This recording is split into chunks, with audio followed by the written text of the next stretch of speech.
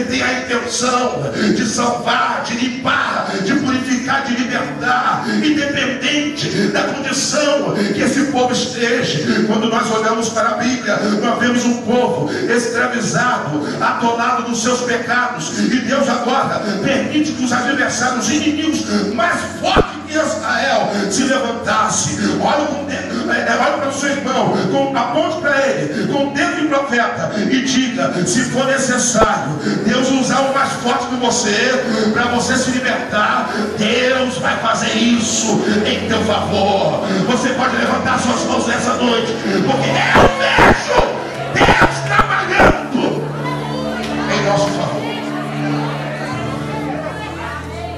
Da mesma maneira, Ezequiel profetizou momentos difíceis, porque aos 17 anos, na segunda etapa da leva de Nabucodonosor, em levar o povo cativo para a Babilônia, a Bíblia diz que o profeta era novo. Daniel e os príncipes que estavam com ele já haviam ido para o exílio, e a Bíblia diz que 10.000 pessoas proeminentes, que quer dizer pessoas de destaque, pessoas que Deus havia levantado no seu reino para serem pessoas exemplares, estavam sendo levadas para o exílio em Babilônia. Juntamente com eles estava ali o profeta Ezequiel, e foi ali, dentro do cativeiro, no exílio, que Ezequiel foi levantado como profeta para profetizar para o povo que estava sob jugo pesado. Eu quero te dizer uma coisa: muitas vezes você tem passado por problemas difíceis na sua vida, e são nessas horas que Deus encontra, são essas horas, vou repetir, são essas horas que Deus encontra um ambiente apropriado para Ele declarar uma palavra. Aponte para o teu irmão e diga para ele assim: ei, meu irmão, é no exílio que Deus precisa trazer uma palavra. Palavra de salvação, de libertação, de cura, de transformação. Diga para o seu irmão: Deus nunca deixará para sempre o seu povo no exílio. Oh, aleluia! Tudo que se diz respeito a Deus é sagrado. Quando Deus te chamou, quando Deus confiou algo nas suas mãos, é porque Ele olhou para você e viu em você o que Ele poderia fazer. Mas primeiro Deus, Ele precisa limpar, porque tudo que se diz respeito a Deus é sagrado. Os objetos, as pessoas, o altar, os utensílios do altar. E o tema dessa mensagem ao seu coração de hoje é consagração do altar. Diga para o seu irmão: é necessário que o altar de Deus seja consagrado. A Bíblia diz que todos os utensílios que eram colocados no altar eram consagrados, assim como as pessoas que eram separadas para o serviço no templo também era consagrado ao Senhor. Os animais sendo feitos para o sacrifício do santuário, a fim de oferecer ao Senhor para dar cobertura a Israel e aos sacerdotes em relação aos seus pecados. Ou seja, aquilo que é sagrado ao Senhor, o homem e nem o maligno pode tocar.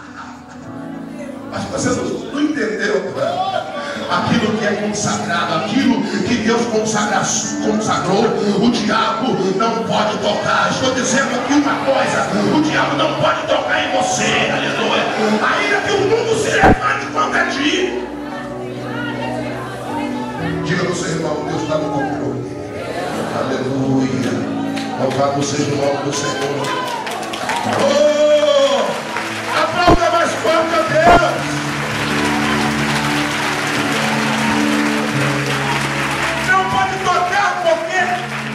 É consagrado ao Senhor. A Bíblia diz que o maligno não pode nos tocar. Por quê? Eu e você somos propriedade exclusiva do Senhor. Somos reservados. fomos separados. E quando você começa a contemplar a vida de uma pessoa, de determinadas pessoas, quando Deus ele escolhe para que única e exclusivamente ele sirva no santuário. Aleluia. Foi assim na minha vida. Quando eu ainda não era crente, alguma pessoa se levantou para falar ao meu coração: homem, Deus te escolhido para uma boa obra. Eu não entendi o que era isso. Deus havia falado ao meu coração: olha, entrego a ti ainda hoje a bênção da prosperidade. Também não sabia o que era isso, mas hoje eu percebo o quanto que aquela mulher consagrada do Senhor, ela tinha falado ao meu coração. Olha o seu irmão, diga para ele assim: o que Deus fala se cumpre. Aleluia. A palavra de Deus se cumprirá todos os dias na tua vida. Eu já estou profetizando, eu já estou liberando essa palavra de bênção.